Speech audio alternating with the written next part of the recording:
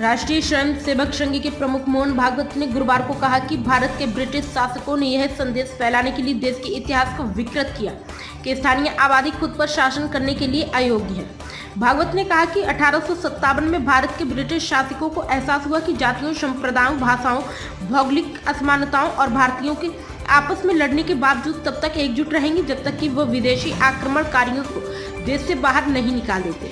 वह नागपुर में सोमवार एजुकेशन सोसाइटी के 17वें स्थापना दिवस के अवसर पर 21वीं सदी में शिक्षकों की भूमिका पर एक कार्यक्रम में बोल रहे थे।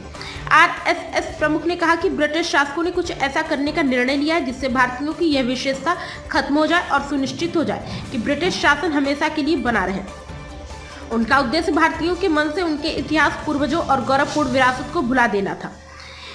आरएसएस प्रमुख ने कहा कि 21वीं सदी में एआई के युग में भी शिक्षक बहुत महत्वपूर्ण भूमिका निभाते रहेंगे। उन्होंने कहा कि वर्तमान पीढ़ी टेक्नोलॉजी के कारण बहुत सारे ज्ञान से अवगत है, लेकिन शिक्षक जीवन बदल सकते हैं। मोहन भागवत ने कहा कि देखने और अवलोकन का मतलब सीखना है। हमने पढ़ने और सुनने के माध्यम से जानकारी प्राप्त कर सकते हैं। मोहन भागवत ने कहा कि ज्ञान का उपयोग कैसे करना है यह जानने के लिए विवेक की आवश्यकता है। 21वीं सदी में शिक्षकों की यही भूमिका होगी। आरएसएस प्रमुख ने कहा कि शिक्षा का उद्देश्य इंसान बनाना है। खजूर का पेड़ बहुत लंबा होता है, लेकिन अगर यह छाया नहीं देता है तो इसका फायदा क्या। बड़ा व्यक्ति वह है जो दूसरों के लिए उपयोगी हो। भागवत ने कहा कि 1857 के बाद भारत में शिक्षा संस्थानों ने अहम भूमिका निभाई। उन्होंने कहा कि उस समय शिक्षक छात्रों में आत्म गौरव और आत्मविश्वास पैदा करते थे।